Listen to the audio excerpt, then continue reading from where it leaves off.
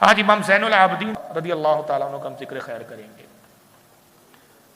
واقعات کربلا میں امام حسین تک ہم بڑی تفصیل سے گفتگو کرتے ہیں، لیکن امام زین العابدین ان کے بارے میں بہت کم قوم جانتی ہے۔ جبکہ جتنے طریقت کے سلسلے ہمارے ہاں، چاہے سلسلے چشتیہ ہو، قادری ہو، نقشبندی ہو، سہروردی ہو، سب سلسلے میں یہ ائمہ اہل بیت آتے ہیں۔ ہمارے جتنے طریقت کے سلسلے ہیں، جتنے ہمارے طریقت کے سلسلے کے شجرے ہیں، اس میں آپ ان حضرات، ان شخصیات کے نام دیکھیں گے۔ یہ ہمارے روحانی بھی پیشوا ہے، اور یہ ہماری روحانی پیشوا ہونے کے ساتھ ساتھ ہمارے شریعت کے بھی امام ہیں، طریقت کے بھی امام ہیں، معرفت کے بھی امام ہیں۔ یہ وہ ذاتیں ہیں کہ جن کی محبت ہم پر اللہ تعالیٰ نے فرض فرمائی ہے، اور ان سے محبت کرنا عین اسلام ہے۔ ہم سب الحمدللہ قادری ہیں۔ اگر آپ سجرہ رضویہ دیکھیں، چونکہ ہم سلسلہ رضویہ سے تعلق رکھتے ہیں، وہ سجرہ جو اعلیٰ حضرت فاضل بریلوی نے مرتب کیا ہے، وہ سجرہ شروع یہیں سے ہوتا ہے کہ یا الہی رحم فرما مصطفیٰ کے واسطے، یا رسول اللہ کرم کیجئے خدا کے واسطے۔ یہ سرکار صلی اللہ علیہ وسلم کا پہلے نام آیا، اور پھر سرکار سے جو نسبت آتی ہے، مشکلیں حل کر شہ مشکل کشا کے واسطے، کربلائیں رد شہید کربلا کے واسطے، سید سجاد کے صدقے میں ساجد رکھ ہمیں۔ یہ سید سجاد سے مراد یہاں امام زین العابدین ہے۔ ان کا ایک لقب سجاد ہے۔ سجاد یعنی بہت زیادہ سجدے کرنے والا۔ سید سجاد وہ جتنے سجدے کرنے والے ہیں دنیا میں، ان سب کے سردار، ان سب کے آقا۔ سید سجاد کے صدقے میں ساجد رکھ ہمیں، علم حق دے باقر علم خدا کے واسطے۔ صدق صادق کا تصدق صادق الاسلام کر، بے غضب راضی ہو قاسم اور رضا کے واسطے۔ امام رضا علی، ان تک جو ہے یہ سجرہ اہل بیت سے ملتا ہے، اور اس کے بعد پھر جنید بغدادی اور شبلی وغیرہ، پھر دوسرے بزرگان دین اس سلسلے میں آگے آتے ہیں۔ جہاں تک اہل بیت اطہار کی محبت اور الفت کا تعلق ہے، ان کی محبت قرآن عظیم نے ہم پر لازم کی ہے۔ اور اہل بیت میں جو عظیم ہستیاں ہیں جن کا مقام دیگر اہل بیت کے افراد سے، اہل بیت کہتے ہیں رسول اللہ کے خاندان والوں کو، سرکار کے جو اولادیں ہیں، جو سرکار سے تعلق رکھنے والی ذاتیں ہیں، چاہے چچا ہو، چچا کی اولادیں ہو، سب اہل بیت میں آتے ہیں۔ ازواج محترات یہ بھی اہل بیت میں آتے ہیں۔ مگر اس پورے خانواد رسول میں، جن میں ازواج محترات بھی ہے، حضور کے چچا بھی ہے، حضور کے چچا کی اولادیں بھی ہیں، ان میں جو خصوصی فضیلت کے حامل ہے، جن کے مقام مرتبے آقا صلی اللہ علیہ وسلم نے بہت بڑھ کر بتائے ہیں، ان میں خصوصاً سیدہ خاتون جنت فاطمہ الزہرا رضی اللہ تعالیٰ عنہ سے جو اولادیں چلی امام حسن اور امام حسین سے، ان کا مقام دیگر اہل بیت کے مقابلے میں بہت زیادہ اور بلند و بالا ہے۔ چنانچہ رب تبارک و تعالیٰ نے ان کی محبت فرض کرتے ہوئے قرآن عظیم میں ہمیں حکم دیا۔ پارہ نمبر 25 سورہ شورى آیت نمبر 23 میں رب ارشاد فرماتا ہے، قُلْ لَا أَسْأَلُكُمْ عَلَيْهِ أَجْرًا إِلَّا الْمَوَدَّةَ فِي الْقُرْبَى۔ اے محبوب، آپ فرما دیجیے اپنے ماننے والوں اور چاہنے والوں سے کہ میں دین رسالت جو تم تک پہنچایا، رسالت کا پیغام پہنچایا، خدا کا پیغام پہنچایا، میں نے جو اجر رسالت، جو میں نے تمہیں دین پہنچایا، اللہ کی معرفت عطا کی، اس کے عوض میں تم سے کوئی اجر نہیں مانگتا، کوئی محنتانہ نہیں مانگتا، کوئی ہدیہ نہیں طلب کرتا، لیکن میں کیا چاہتا ہوں، الا المودۃ فی القربى، مگر یہ کہ میرے اہل بیت سے، میرے قرابت داروں سے محبت کرو۔ اور ان کی محبت، اس کا صلہ کیا ہے؟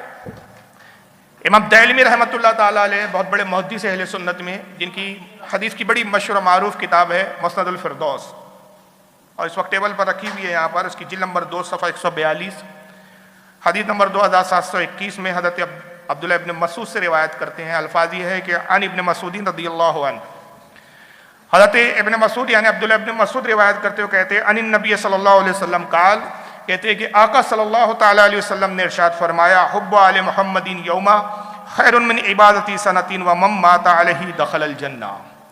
آقا نے فرمایا کہ ایک دن کی، ایک روز کی اہل بیت کی محبت پورے سال بھر کی نفلی عبادت سے بہتر اور افضل ہے۔ ایک دن آپ نے اہل بیت کا ذکر کر لیا، ایک دن آپ نے ایسا گزار دیا جس میں آپ اہل بیت سے محبت کا اظہار کرتے رہے، آقا کہتے پورے سال اگر عبادت کرو یہ اس سے افضل اور اس سے بہتر ہے۔ اندازہ لگائیے کہ کیسی ذاتیں ہیں یہ، کیسے لوگ ہیں کہ جن کی محبت عبادت سے بہتر ہے۔ اور پھر یہی نہیں، آگے کیا فرمایا، وَمَن مَاتَ عَلَيْهِ دَخَلَ الْجَنَّةَ، اور جب اس کا انتقال ہوگا اس شخص کا، اللہ تعالیٰ اس کو جنت میں داخل فرمائے۔ دنیا میں انعام یہ ہے کہ 1 سال بھر کی عبادت لکھی جا رہی ہے 1 دن کی محبت کی عوض، اور انتقال کے بعد دوسرا انعام یہ ہے کہ جنت میں داخل کیا جائے گا۔ آقا صلی اللہ تعالی وسلم ارشاد فرماتے ہیں کہ اپنی اولادوں کو 3 آداب سکھاؤ۔ یہ تاکید کی حضور صلی اللہ علیہ وسلم نے، وہ کیا ہے؟ آئیے ذرا حدیث کے الفاظ سنیں۔ قال رسول اللہ صلی اللہ علیہ وسلم، آقا نے ارشاد فرمایا، ادبوا اولادکم علی 3 خصال۔ سرکار نے فرمایا، لوگوں اپنی اولاد کو 3 چیزیں سکھاؤ، 3 آداب ضرور سکھاؤ۔ یہ لازم ہے ہر باپ پر کہ اپنی اولاد میں 3 خاصیتیں پیدا کرے، یہ 3 خصوصیات پیدا کرے، ان 3 چیزوں کو وہ تعلیم دے، تربیت کس طرح کرے۔ 3 چیزوں کی تاکید فرما رہے ہیں آقا صلی اللہ علیہ وسلم، یہ تم پر لازم ہے کہ اپنی اولاد کو 3 باتوں کا ادب سکھاؤ۔ پہلا کیا؟ حب نبیکم، اپنے نبی کی محبت ان کے دل میں ڈالو۔ ہر مسلمان پر لازم ہے کہ اپنی اولاد کو نبی پاک صلی اللہ علیہ وسلم کی معرفت بتائیں، سرکار سے محبت کی ایسا ذرائع پیدا کریں، اس طرح کی تعلیم و تربیت کریں کہ اولاد کو رسول اللہ صلی اللہ علیہ وسلم سے محبت ہو۔ کا پہلا ادب یہ ہے کہ اپنی اولاد کو نبی کی محبت سکھاؤ۔ دوسرا، وحب اہل بیتی، اہل بیت کی محبت سکھاؤ۔ اہل بیت کی محبت یہ بھی لازمی ہے۔ اور تیسرا فرمایا، والا قراءۃ القرآن، اور قرآن کریم کی تلاوت کرنا سکھاؤ۔ قرآن کو سب سے آخر میں رکھا ہے، سب سے پہلے اپنی محبت کے بعد اپنے اہل بیت کی محبت، اور پھر اس کے بعد قرآن کی تعلیم۔ پتہ چلا کہ محبت اہل بیت اور محبت رسول نہ ہو تو اگر قرآن بھی آدمی پڑھے اور اس پر بھی عمل کرے تو وہ پڑھنا بھی کام کا نہیں اور اس پر عمل کرنا بھی کام کا نہیں۔ قرآن کی قرأت کا فائدہ، اس پر عمل کا فائدہ تب ہے کہ دل میں محبت رسول ہو، اور محبت رسول تب قبول ہے جب ساتھ میں نبی کے اہل بیت کی بھی محبت ہو۔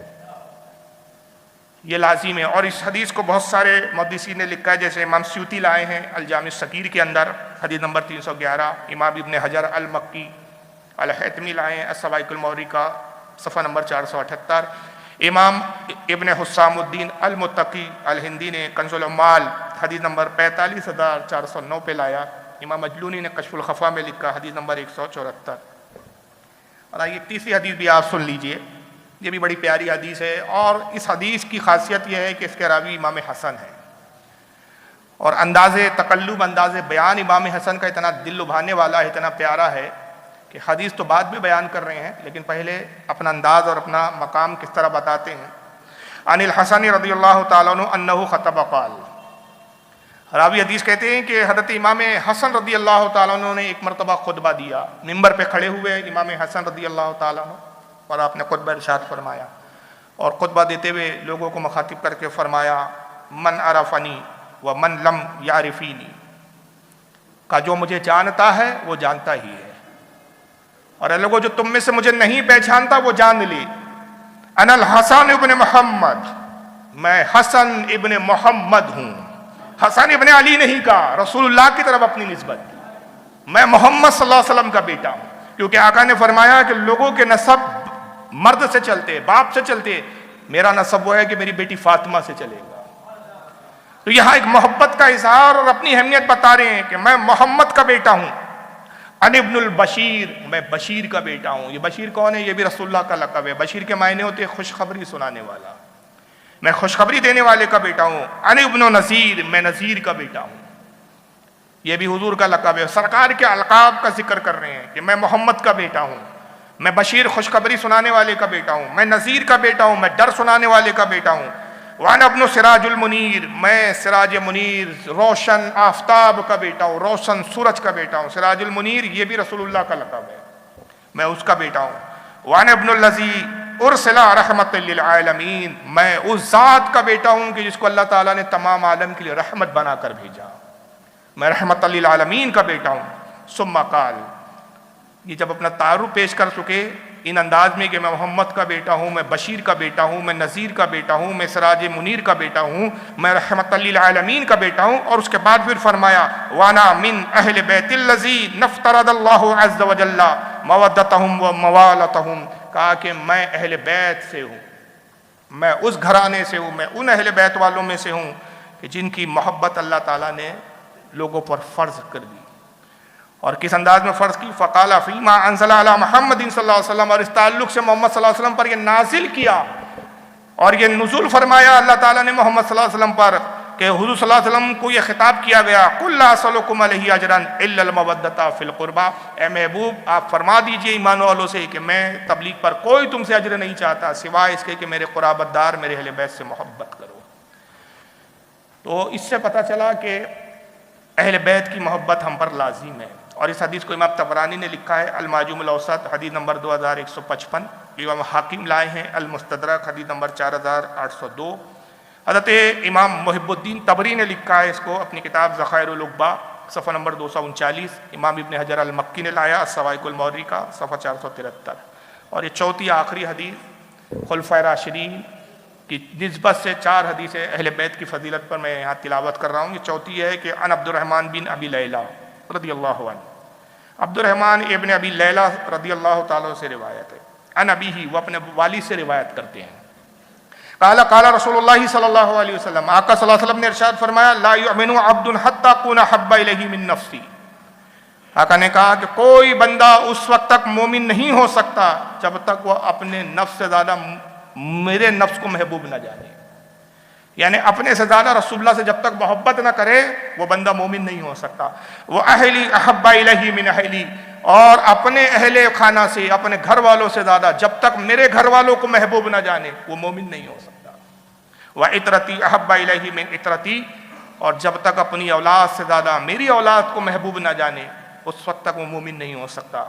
وذاتی احب الیہ من ذاتی، اپنی ذات سے زیادہ جب تک میری ذات کو عزیز نہ رکھے وہ مومن ہو نہیں سکتا۔ یعنی ایمان کی شرط عظیم ہے کہ اپنی ذات سے زیادہ رسول اللہ سے محبت، اپنے گھر والوں سے زیادہ رسول اللہ کے گھر والوں سے محبت، اپنی اولاد سے زیادہ اور رسول اللہ کی اولاد سے محبت۔ جب یہ منزل پر بندہ پہنچتا ہے تب مومن ہوتا ہے، اور اگر اس میں سے کسی بھی درجے سے کمتر ہے یا خارج ہے تو وہ کتنا ہی بڑا عابد و زاہد ہو، وہ نمازی ہو سکتا ہے، حاجی ہو سکتا ہے، ظاہری طور پر اپنے گمان میں اور اپنے خیال میں متقی ہو سکتا ہے، لیکن آقا کہتے ہیں وہ مومن نہیں ہو سکتا۔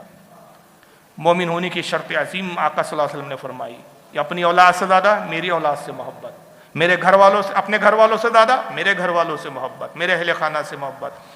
اور اس حدیث کو امام طبرانی نے لکھا ہے المعجم الکبیر حدیث نمبر 6416، امام بحقی لائے ہیں شعب الایمان میں حدیث نمبر 1505، امام دیلوی نے لایا اس کو مسند الفردوس حدیث نمبر 7796، امام حیثمی نے لکھا ہے مجموع الزوائد حدیث نمبر 296۔